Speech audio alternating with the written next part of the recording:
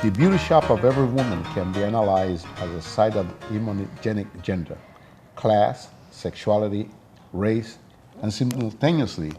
But tonight, what we really want to talk about is not so much about beauty, but actually, we want to talk about the strength of a woman. As most of you should know by now, a woman is the mother of civilization.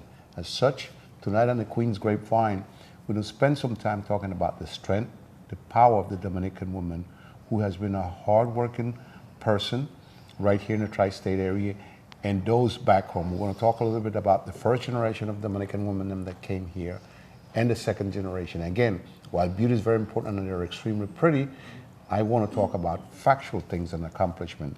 I feel honored today, or tonight, to have my special guest, who's a very educated lady, and also a very wonderful person in the community, and a very nice lady who was kind enough to actually accept our invitation to talk about these important things about motherhood, strength, and the struggles of the woman in the Dominican Republic and also here, and more important, their big achievement.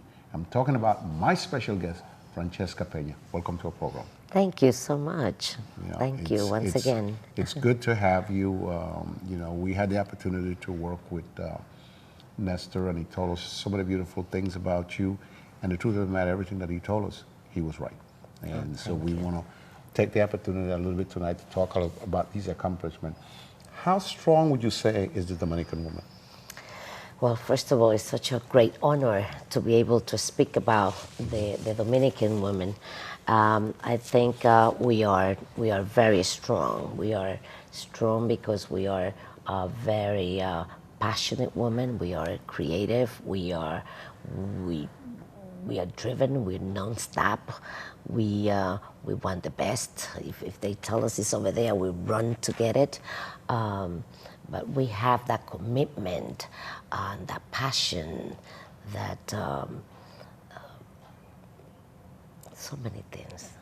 So in other words, when you talk about the passion and strength, you're talking about not only as a younger, but as a mother, As a mother, and as a family person also. Oh, absolutely. As a mother, is a very dedicated mother. We as mothers are very dedicated. We're very loving. We are very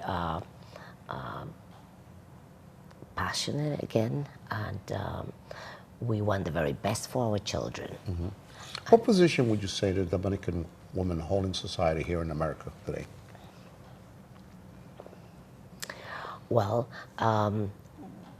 we have women in every background, in education. I think the Dominican women have gone very far in education and in politics. As you may know, there have been five Latin women that have become president. Mm-hmm. Mm-hmm. So we in the Dominican Republic have had 2 vice president women. 2 strong women. 2 strong women, yes. Actually, the current vice president, Mrs. Fernandez, mm-hmm. and Mrs. Bosch. Mrs. Bosch, yes. Mm-hmm. Who has been around for a long time, and this woman, Mrs. Bosch, has always been a leader in so many ways in the Dominican Republic, and a hardworking woman. But we have had women in entrepreneurs here with businesses that they have created their own businesses.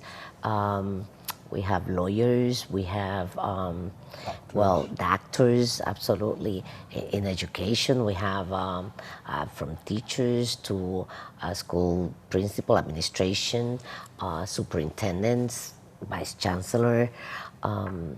We have gone very far in education.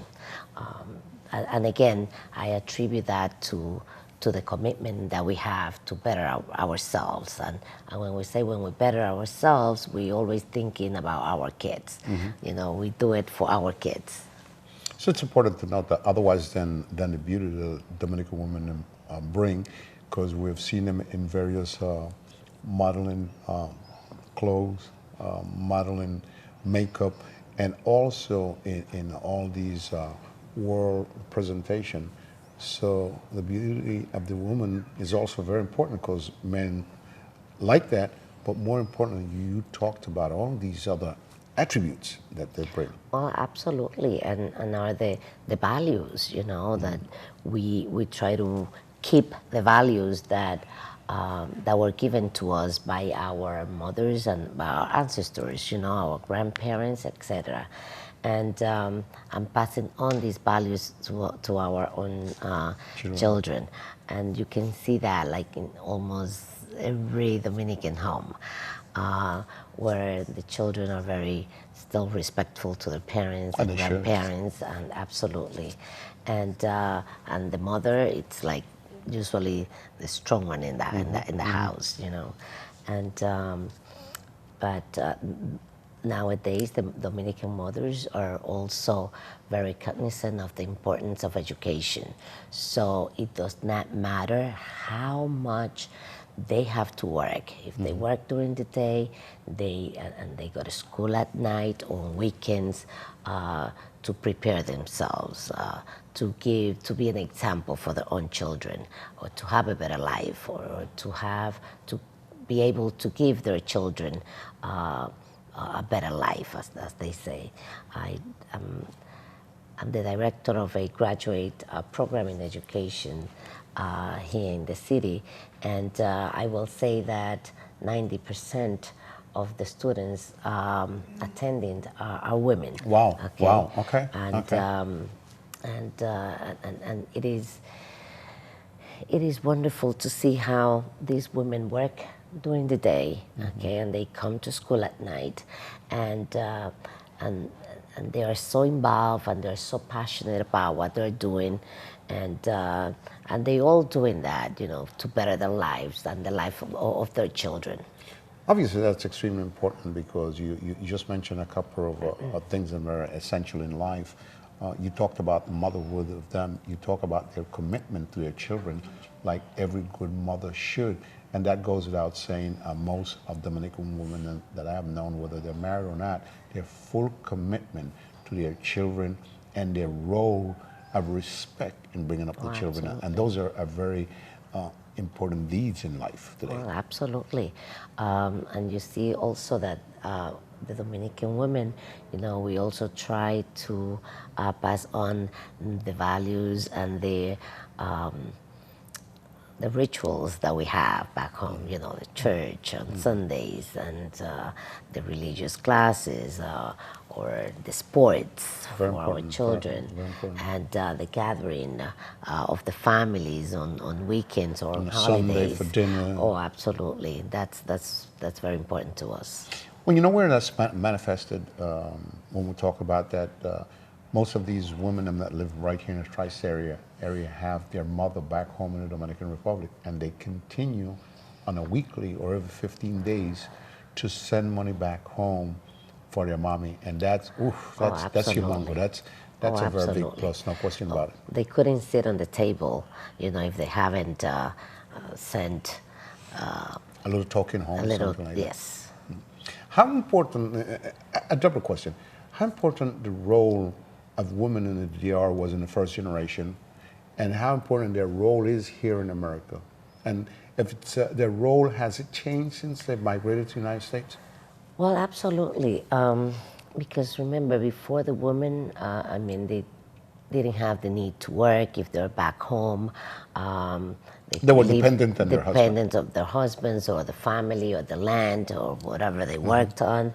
But once they migrated, it changes everything. Here they are like forced to work because you have to work here. It's part of the system. It's part of the system, and then the work gives them empowerment because now they're empowered. They are independent in terms of financial independence, and that makes them become head of households, and that's how it has changed.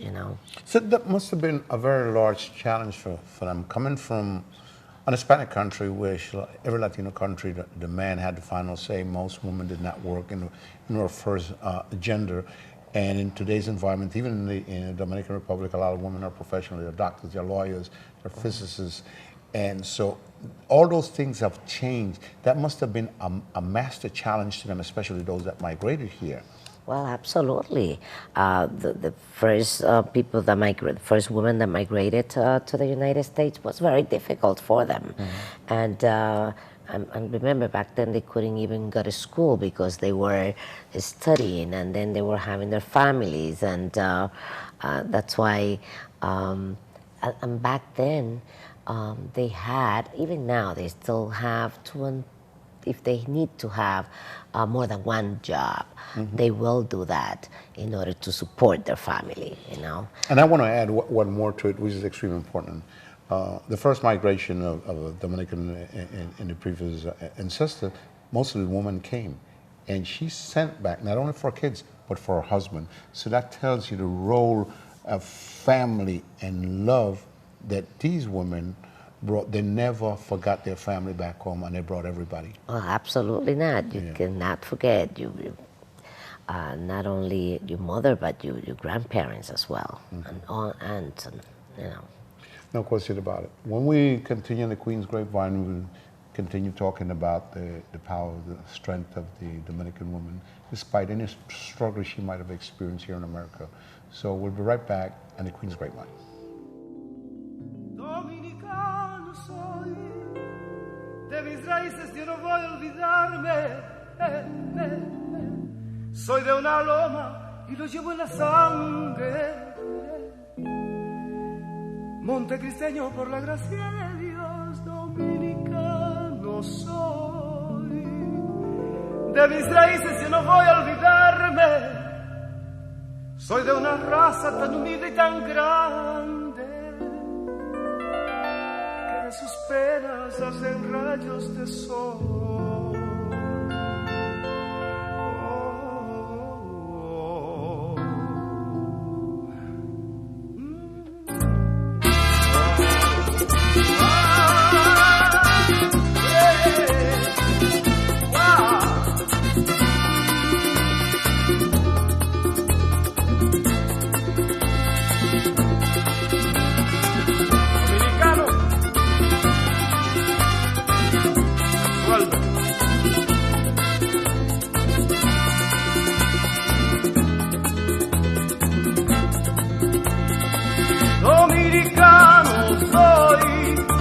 Raíces yo no voy a olvidarme, soy de una loma y lo llevo en la sangre, montecristeño por la gracia de Dios, por alta que esté mi estrella, no me olvido de mi gente, quiero ser fiel a mi tierra y cantar sencillamente, dominicano soy. De mis raíces no voy a olvidarme, soy de una raza tan humilde y tan grande que de sus venas hacen rayos de sol. Hola,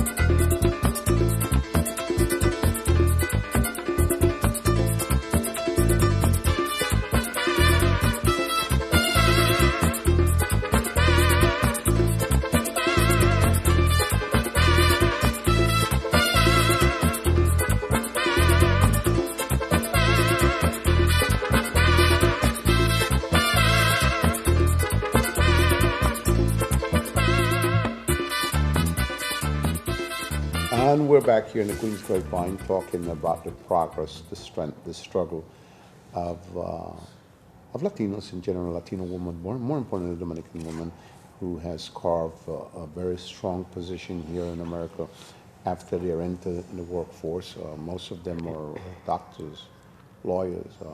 Most of them have different companies such as the beauty parlor, their own supermarkets, so they have not stopped and ever grown. But, you know, in order to give you a viewing audience, we decided to have a program of this magnitude because, you know, the world has changed and rightfully so. Women should be equal to men, not only in talking, but also in salary and everything else. And we keep a positive program talking about these sensitive issues that maybe the larger television areas don't want to deal with, but we're not afraid of that. And, you know, again, there should be equality across the board. How hard or how difficult it was for women migrating from the DR to enter the workforce here? Well, it was difficult, especially if for the language barrier. Because remember, if you do not speak the language, or the English language, when you come to the United States, then what jobs can you perform? You have to really go to factories or, you know, supermarkets. So it was an adjustment. How would you say the gender of equality benefit women today? I'm sorry? The gender of equality, does it benefit women today? Oh, absolutely. Because as women are more prepared, or have always, you know, been prepared, but being the gender of equality now, now they are really seeing what we are capable of doing. You know? And it's long overdue, obviously. Oh, it's long overdue, absolutely. But women, we have always been a strong people, you know, in all areas. At work, we work longer hours, and, you know, we not only work outside, but when we come home, we have to work at home too and take care of the children and also children, prepare ourselves. food, So it's like triple the work. As the struggle that women been through, and Latino women or Dominican women, have made them stronger as a person? Oh, absolutely. Yes, it has. It has made us stronger. Yeah. Well, we know because one of the things that we have done, we read a lot of books on some of the struggles, and despite the struggles, no Dominican women have stopped. They have moved forward and continue to move forward. Nothing stops us from moving forward. As I told you before, we are very, very creative, very passionate, hard worker. I mean, when we set our eye on something, we go for it. We're very determined, and I think that is what makes us strong. Well, not only that, we looked at the double role of women, which, you know, we men sometimes take it for granted. They go out and work from 9 to 5. Then they come home and have to do homework. On top of doing homework, you got to fix something for your spouse if you're married and for your child. How difficult something like that is? Well, it is very difficult.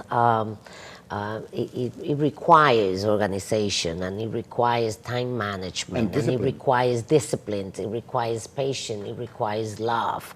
And I think we have all of that. That's the only reason why we can do it, but it is difficult. Are today's women more educated, let's say, compared to the last 15 or 20 years? And if so, why?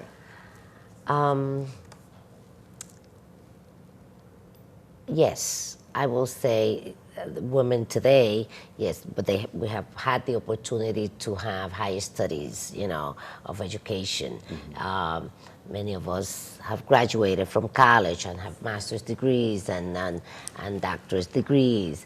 While in the past, and I can tell you, for example, the example of my mom, she, with all the children, could not go into college, okay?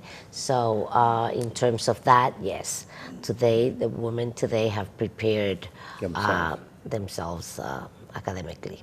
Let's talk a little bit, not deep into it, let's talk a little bit about political field.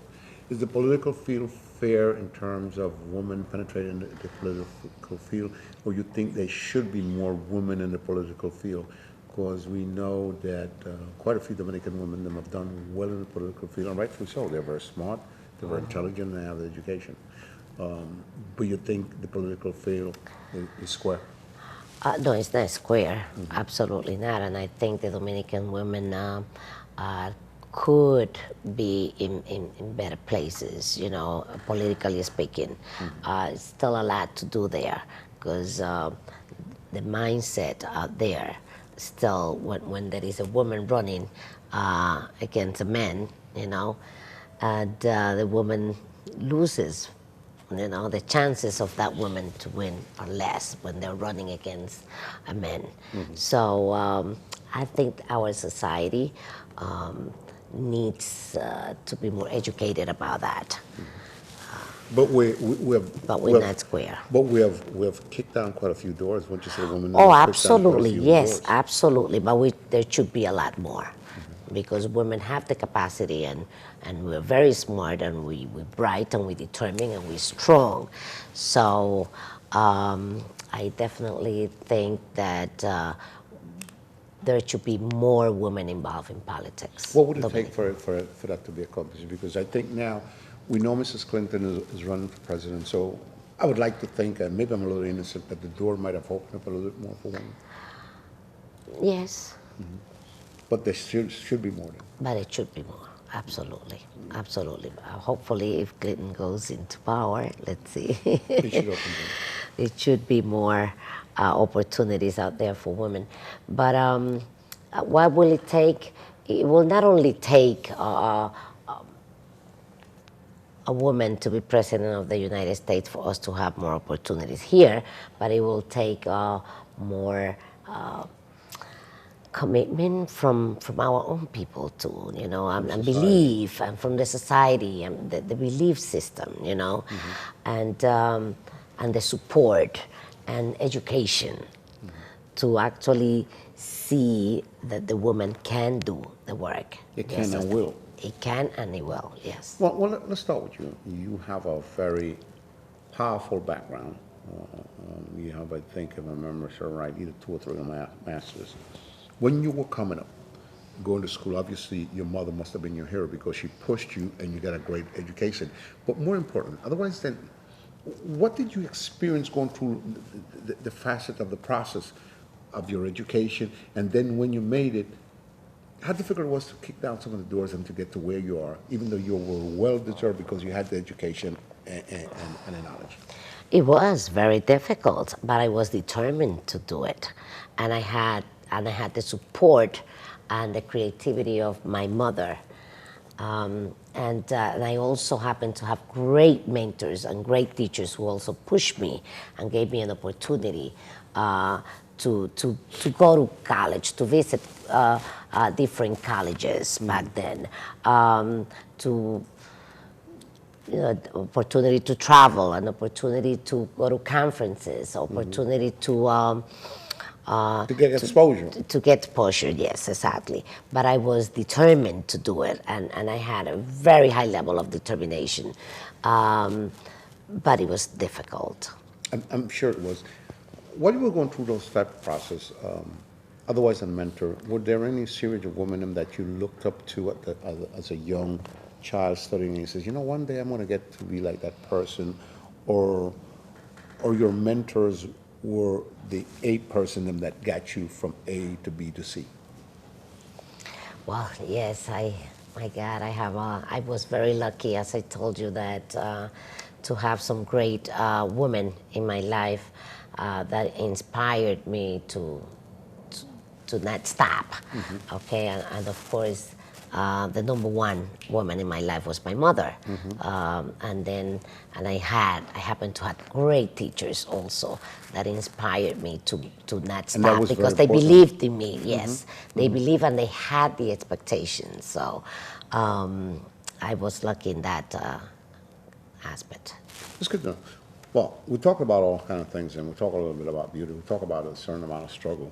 We know that even in Hollywood, the Dominican women have knocked down the doors. There's quite a few actresses out there that have done very well, and that such as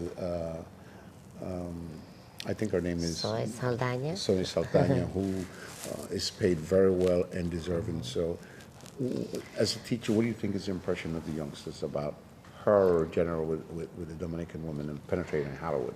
Again, like in any other profession, it's preparing yourself well enough to compete. Okay, competition is tough out there, and you have to strive to be the best And deliver. and deliver. Absolutely, is what I talked before. It's not only so much the talk, but the actions. It's how much you do that people will see what you do more than what you talk. Based on those positive words, I want to take the opportunity on behalf of the family of the Grapevine to thank you so much for sharing these point of view with us about the strength, the power, the struggle of the Dominican women, and how they overcame all these things and to make such a large difference. We don't have words, so thank you for that. Thank you very much again for this great opportunity to be here in your program. Well, no need, we thank you. My pleasure. And again, this is Wallen Furley saying good night for the Queen Grapevine, and we hope that you have enjoyed this program where we talked about the powerful steps and that women in general and Dominican women have done here and how they have carved a certain amount of power, how they have carved a certain amount of situations in society, and they have put themselves, you know, not coming down the stairs, but walking up the stairs, and they've gone a very, very far distance, and still there's some more to go. So again, we want to thank you so much for watching the program, and hope to see you next week at the same time, at the same hour. Good night.